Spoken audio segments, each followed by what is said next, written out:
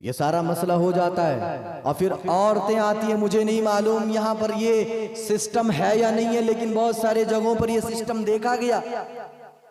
बारी बारी आएंगे, मिठाई खिलाएंगे, दूल्हे को मिठाई खिलाया जाएगा और ले खा ले मिठाई। ये कहां तक सही है? सही है ये बिल्कुल गलत है। शादियों को सुन्नत के मुताबिक किया जाए, निकाह को सुन्नत के मुताबिक किया जाए। और अगर निकाह को सुन्नत के मुताबिक नहीं कर रहे हैं और निकाह के बाद जब बरकत नहीं हो रहा है, रहमतों का नुज़ूल नहीं हो रहा है, शिकायतें लेकर मौलवियों के पास ना आए। अपनी शिकायतें अपने पास रखिए। इतना हो गया, अब चलो भाई विदाई होगी, रुखसती होगी। गाड़ी में बैठ गई दुल्हन, दूल्हा भी बैठ गया, सारे लोग बैठ गए। अब चलो कोई आएगा वो गाड़ी घेरने के लिए। यहां होता है ये सब होता है, गाड़ी घेरने के लिए। गाड़ी घेर दिया, अब भाई वहां भी उसको लूटेंगे, बोलेंगे पैसा दो नहीं तो गाड़ी आगे जाने नहीं देंगे। वहां भी ले लिया। दुल्हन वहां जाके अपने ससुराल में पहली मर्तबा आ रही है, उसको पकड़ के फिर वहां पैर धुलाएंगे, फिर वहां मिठाई खिलाएंगे, फिर वहां उसके पैर को मरोड़ा जाएगा, नोचा जाएगा, चोटा जाएगा और दूल्हे से फिर रेठा जाएगा कि भाई तू ही दे, तुझसे ही ले। इतना सब कुछ हो गया। और इन तमाम चीजों में एक सबसे बड़ा कबीह रस्म, एक कबीह फेल जो ये है, अभी तो मैं लड़कियों की तरफ से बोल रहा था कि लड़कियों की तरफ से ये चीजें होती हैं, लड़के भी कम हैं। महर देंगे 15,000 का, डिमांड करेंगे 2 लाख की बाइक का। जहेज का मामला इन इलाकों में बहुत तेजी से फैल रहा है। कर्नाटका के अंदर भी बहुत सारे इलाकों में ये चीज अभी भी मौजूद है। बल्कि अगर मैं बात करूं, पूरे हिंदुस्तान के अंदर जहेज की डिमांड मौजूद है। और राजस्थान के अंदर आज भी मैं ऑन द स्टेज कह रहा हूं, आज भी लड़कियों को, अपनी बेटियों को बेचा जा रहा है, दूसरों की बेटियों को खरीदा जा रहा है। राजस्थान के अंदर आज भी जहेज की डिमांड पूरे जोर शोर से है, पूरी जोर शोर से। मालूम है आप लोगों को जहेज कितनी कबीह चीज है, कितना कबीह फेल है। और मुझे वो वाकया याद आता है कराची का।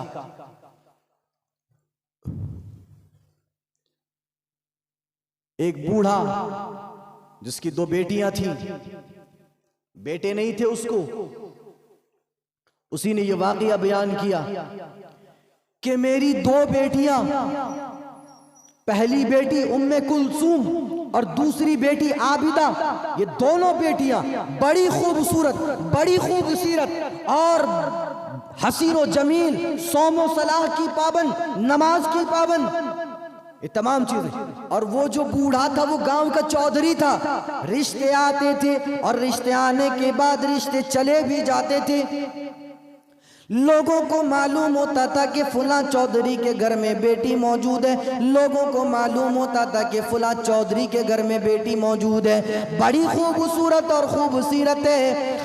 अपना रिश्ता लेकर जाते थे। ओ चौधरी साहब जरा अपनी बेटियों को दिखाना, मैं अपने बेटे के लिए रिश्ता लेकर के आया हूं। गए और उनकी बेटियों को देख लिया, माशाल्लाह बड़ी खूबसूरत है, बड़ी खूबसूरत है, सोमोसला की पाबंदी भी है। हमने रिश्ता फिक्स कर लिया। चौधरी साहब गांव के चौधरी हैं, गांव के बड़े हैं, गांव के बड़े सरपंच हैं, जरा बताइए तो सही कि जहेज कितना दे रहे हैं, जहेज में कौन कौन सी चीजें दे रहे हैं। चौधरी साहब कहने लगे कि देखो मैं गरीब आदमी हूँ, मेरी बीवी तो है नहीं, मेरी बीवी ने अपने बच्चों को बचपन में ही छोड़कर इस दारे पानी से दारे बका की तरफ चल बसी है। मैं अकेला बाप के साथ साथ मां का भी किरदार निभाया हूं और अपनी बच्चियों को बड़ी मेहनत से बड़ा किया हूं। मेरी बच्चियां बड़ी खूबसूरत और बड़ी खूबसूरत है। अगर मेरी बच्चियां मेरे घर से चली जाएंगी तो ये चमन बिल्कुल खाली हो जाएगा और ये चमन बिल्कुल भी खाली हो जाएगा। लेकिन हाँ, मुझे इतना मालूम है कि मेरी बच्चियां अपना खुशबू इस घर में छोड़ जाएंगी। बैरकैफ रिश्ते आते, रिश्ते चले जाते, रिश्ते आए चले गए, आए चले गए। इसी तरह से शबो रोज का सिलसिला जारी वो सारी रहा। कोई आगे रिश्ता मजबूत नहीं करता था। मालूम होता था चौधरी गरीब है, मामूली छोटी सी जमीन है, उसी पर खेती बाड़ी करके अपनी जिंदगी गुजार रहा है। बेटियों को जहेज देने के लायक नहीं है। लोग नहीं देखते थे कि लड़कियां माशाअल्लाह खूबसूरत हैं, खूबसूरत हैं, चलो अपनी बहू बना लिया जाए, अपनी बीवी बना लिया जाए। नहीं नहीं, जहेज का मुतालबा कर दिया करते थे। बैरकैफ पड़ोस के गांव का एक चौधरी था जिसने अपने 2 बेटों के लिए रिश्ता भेजा कि ऐ मेरे पड़ोस के चौधरी, जरा देखो मेरे 2 नौजवान बेटे हैं, मेरे इन 2 नौजवान बेटों के लिए मैं तेरी 2 नौजवान बेटियों का रिश्ता मांगता हूँ, तेरी 2 नौजवान बेटियों का हाथ मांगता हूँ। तेरी बेटियों के बारे में सुना है कि तेरी बेटियां बड़ी खूबसूरत और बड़ी खूबसूरत हैं, तेरी बेटियां बड़ी अच्छे अखलाक वाली हैं, तेरी बेटियां सोम सलाह की पाबंद हैं, बड़ी नेक हैं, अखलाक वाली हैं। तेरी दोनों बेटियों का मैं हाथ मेरे 2 बेटों के लिए मांगता हूँ।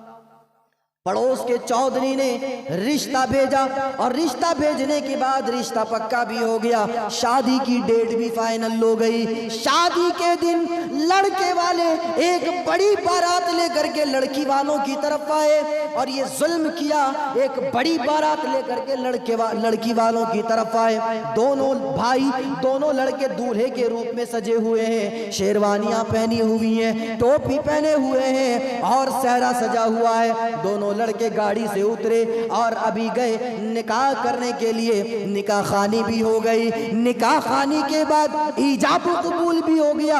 ईजाब कबूल के बाद मस्जिद में छवारे और बतासे बांटने लगे, मस्जिद में मिठाइयां बांटने लगी। निकाह के बाद जो मामूल है कि छवारे बांटे जाते हैं, बांटने लगे। सारे लोगों ने छवारे भी खा लिए। जो बड़ी बारात आई हुई थी वो बड़ी बारात आके इस गरीब आदमी के घर पूरा का पूरा खाना भी खा गई। हालांकि उतना इंतजाम नहीं कर पाया था और इसने जितना इंतजाम किया था, छोटी सी जमीन थी, आधी जमीन बेच करके उसने इंतजाम किया था, जितना भी इंतजाम कर पाया।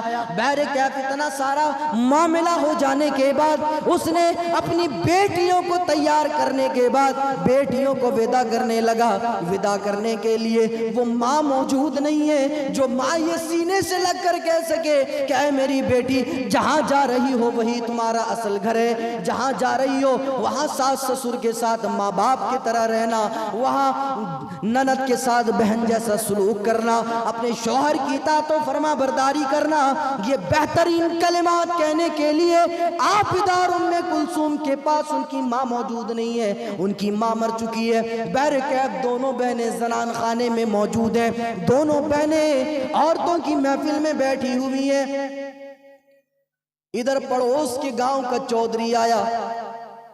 ओ लड़की के अब्बू, बता जरा तूने दहेज के लिए कितना सामान तैयार किया है, जहेज के लिए तूने कौन कौन सी चीजें तैयार कर रखी हैं।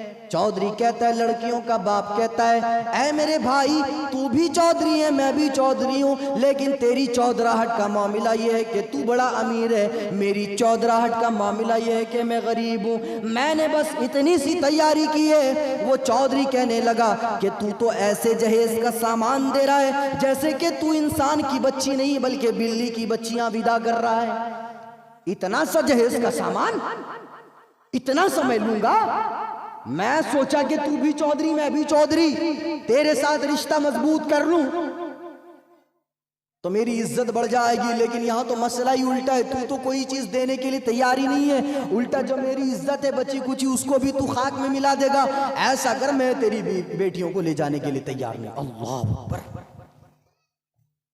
निकाह हो गया, ईजाब कबूल हो गया, सारा मामला हो गया। अब ये बुढ़ा कहता है, मैं तेरी बेटियों को ले जाने के लिए तैयार नहीं हूं, तेरी बेटी को रख ले।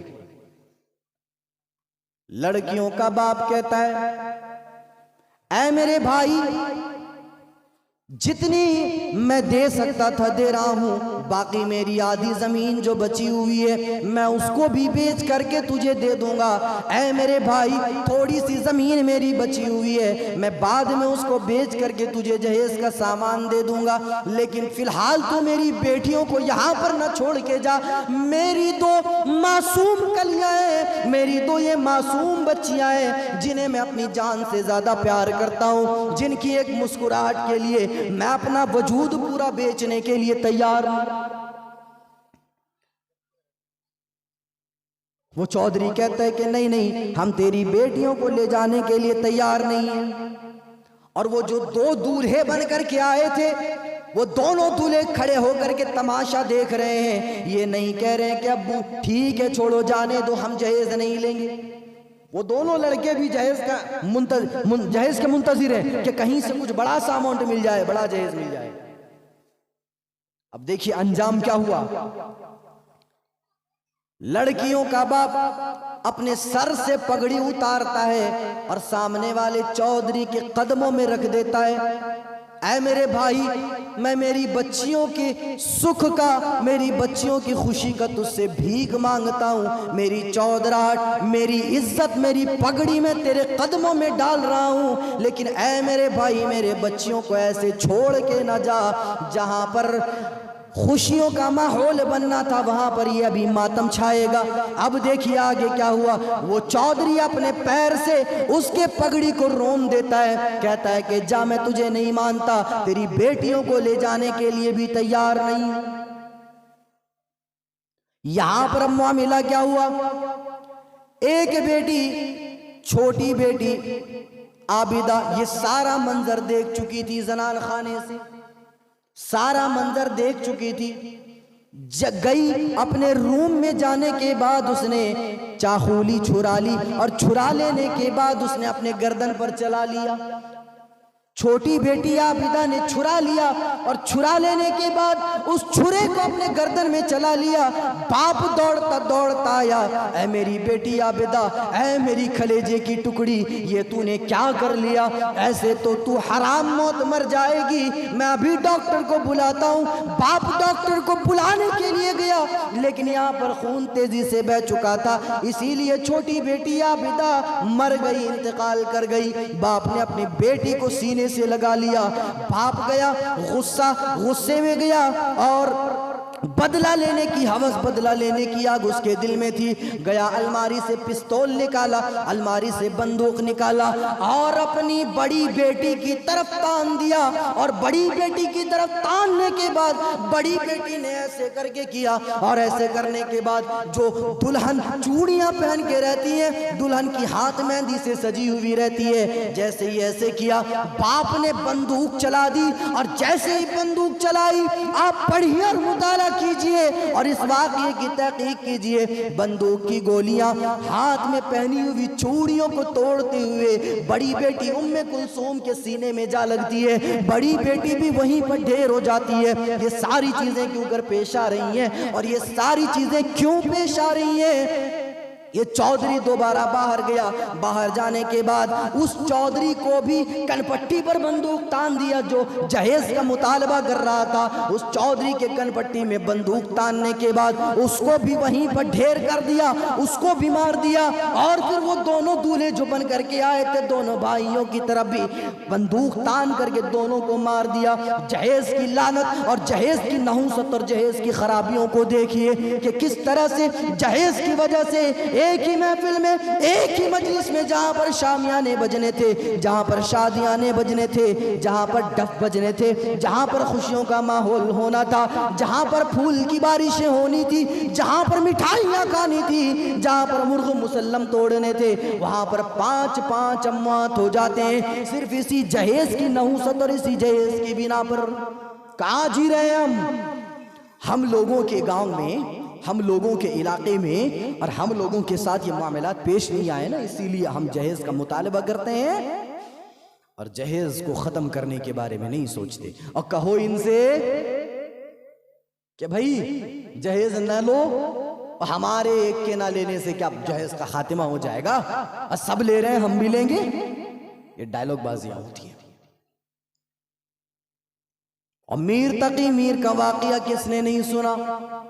मीर तकी मीर एक बहुत बड़ा शायर था,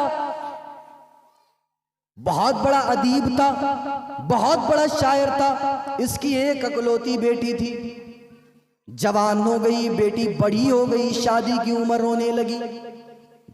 मीर तकी मीर ने अपनी बेटी को शादी करने के बारे में सोच विचार की, ख्याल किया। बहरे कैफ रिश्ते आते गए, रिश्ते आते चले जाते, रिश्ते आते चले जाते, बार बार रिश्ते आते, बार बार रिश्ते चले जाते।